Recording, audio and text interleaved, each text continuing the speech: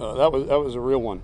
That was we pushed the start time back to simulate kickoff for our opening game, and the ones, I think the twos played 53 snaps and ones played close to 50, so right about 100 total, plus about 12 or so kick snaps, whether it be kickoff return and then punt, and we were full cover on those as well. So I was proud of the guys at the end of the scrimmage. They still had a lot of energy, but it's that time of camp right now. Practice 12 in the heat, a lot of dead legs out there, but it's for a reason, and we're going to take tomorrow off. Cryo chambers, massage therapists, saltwater floats, the whole nine, to try to get our legs back a little bit. And next week we'll be at Whitaker Fields to kind of, again, just another change up for them to have to adapt and have to change. We had a couple guys in the practice got pulled out because of hydration headaches. We think Patrick Hudson and Devontae Davis, so they're being evaluated right now. Chris Warren got a concussion on Thursday, so he's day-to-day going through the protocol. And then Brandon Jones, neck strain. That time of training camp, and so he was held out, but should be good to go on Monday. Questions? How many days y'all gonna be at Whitaker? Monday through Saturday. So all week next week? Yeah. Okay. And just the idea of Chris Warren being on an injury report has got to scare you a little bit. Yeah, I mean, he was having a good camp. So again, those are things that happen in camp, more than they do in the spring or even in the season, because it's you've got we go really hard, and there's a repetitiveness to what you do throughout training camp, but it doesn't appear, I never know the differences in those deals, but he's alert, he's in the protocol, and I mean, if he's still out this time next week, yeah, that would be concerning. But right now, I'm not too concerned, just because of those are some of the things that happen during training camp. So Tom, this next week is the week that you're supposed to know who your team is. Is that fair? I mean, this third week of camp, are you saying anything? By Saturday we're gonna. I mean, it's camp is over, and then it's get ready to win a ball game. It's your identity, who you are, your toughness level, because you've got to get them back physically those last 2 weeks, and so the pounding and the length of time on the field, all of that's going to decrease significantly after this week. And so I think that's fair to say, yeah, by the next scrimmage on Saturday, we should know a lot about our team, and there'll be a lot of things that, whether you like it or not, we're going to be who we are. I mean, that is who we are. The most intense position battles right now, where you're seeing guys with the most urgency. I don't know if it's a position battle because we rotate so much, but there's a lot of different wideouts showing up each day. But again, those guys are going to rotate, so there's plenty of balls to go around there.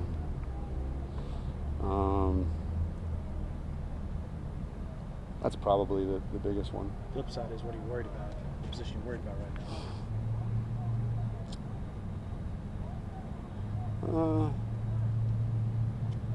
Just still the depth at tight end, and what are we going to do there if Andrew breaks a shoelace, or it's a shame. Garrett Gray has missed a ton of practice because of summer school. He missed all day today because he was taking a final. He goes through basically individual and a tiny bit of team during the week, and then he was at class. So it's been tough to evaluate him because we hadn't seen much of him. So I worry a little bit about that position, and depth at linebacker too. If one of those guys break a shoelace. How's Hager doing? Well, good. He's a situational guy right now. He can really rush the passer in our third down stuff, and he's developed a little bit more stamina there at Mike linebacker, you know, playing with the twos. You know, if you'd asked me in the spring, he could have gone about 3 plays in a row, and then for whatever reason, he wasn't in really good football shape. But, you know, he's able to sustain drives now, so he's doing good. Coach, 12 practices in, do you feel like the elongated practice schedule you guys have had for 4.5 weeks instead of just 4 weeks or whatever, are you where you want to be 12 practices in? I think so, yeah. I mean, there's no installation left, and so we've got the offense and defense in. It's just a matter of repetition and doing it, you know, on defense, calling the defense and seeing it versus different formations and different plays, and the same thing for offense, calling a play and seeing it versus different fronts and blitzes. And so, yeah, I think we're where we should be. We're on schedule. Who won the day today? The defense. It was interesting because funny you asked that, because the offense was up by 5, and you know I actually told Coach McKnight, I said, hey, it's over. But we were at the end of a 2-minute drill, and it was 3rd down or 2nd down, whatever. The defense sacked them, which they got 2 points for that.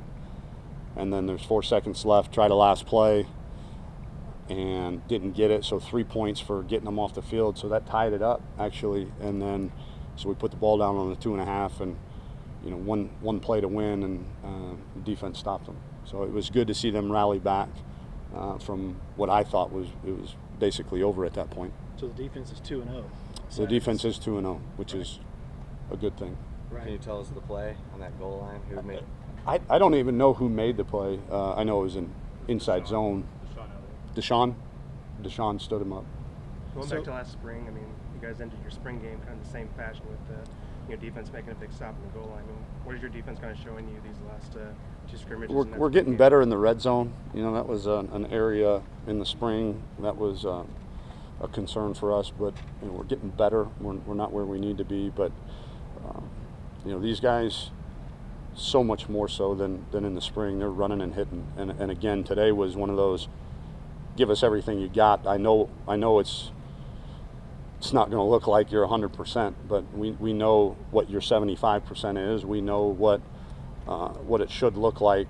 Practice 12 of you giving everything you got, and they're running around hitting people with energy and enthusiasm. So I mean, they gave us everything they had today. Anyone flash in particular? Nah, not. I mean, it's too hard for me to tell without watching the film. Big picture though, for the defense to win 2 scrimmages, what do you interpret in that? What do you make of that? Our defense is really hard to prepare for. It's really, really difficult. You know, we had one of the best offenses in the country for 2 years at Houston, and probably only in spring and summer only won a couple scrimmages against our defense on offense. So, yeah, our defense is difficult to prepare for.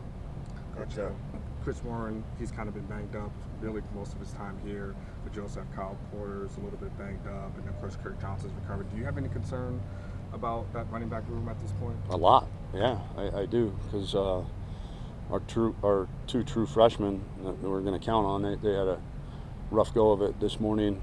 In terms of, you know, they both got called out a stretch to start the day off, and that's never a good thing. They got to mature, and they got to mature quickly, because we're going to need them. And am I concerned?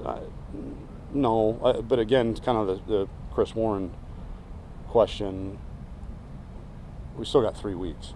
You know, if we're sitting here a week from now and Chris isn't practicing and Kyle's not practicing and Tristan's not practicing, then I'll be concerned. But right now, not yet. No, because they're minor things. You know, we're not talking about torn knees or broken bones or anything like that. They're things that we should be able to recover from pretty quickly. Coach, can you talk about the physicality of the camp so far as compared to where you had it at Houston? I mean, have you seen more injuries just because were the guys softer when they came in, or? No, I think it's the effort is about the same. You know, I think, you know, that's a buy-in you know, a testament to the buy-in level. But you know, when the intensity and the effort is the same, and you're doing it with bigger and stronger athletes and faster athletes, you know, it's pretty physical. But in terms of injuries and bumps and bruises, I mean, Football. yeah, I mean, practice 12 in training camp, there's probably not a team in the country that's not banged up a little bit at this point. I am curious as to your thoughts on the medical staff. I mean, this is a school that the training staff historically takes concussions very, very seriously. I mean, they've lobbied the Big 12 to get stronger legislation written on it. I mean, what's your? We have the monitors and the helmet, the whole helmets, nine. all Yeah. that. What's been your thoughts on hearing the injury reports and concussions and all that? Well, I think it's an injury that's definitely diagnosed more now across the country than 5-10 years ago. There's no question about it, and for good reason. You know, we've got so much more information about those kinds of injuries and what to do to treat them, that, you know, I'm happy for our student athletes that they're being diagnosed more and diagnosed more accurately at the same time. And so, but the good thing about it too is with that information comes the ability to treat them more effectively and get them back on the playing field with a lesser chance of a return occurrence. Aggregate Yeah. pressure, Would you say you're getting better in the red zone on offense or defense? Or Defense. both? As far as Orlando, if Yancey's your soulmate, you know, what's Orlando Oh, he's my. and why? Yancey's my soulmate. I'm trying to figure out how to say this politically correct. T.O.'s my muscle.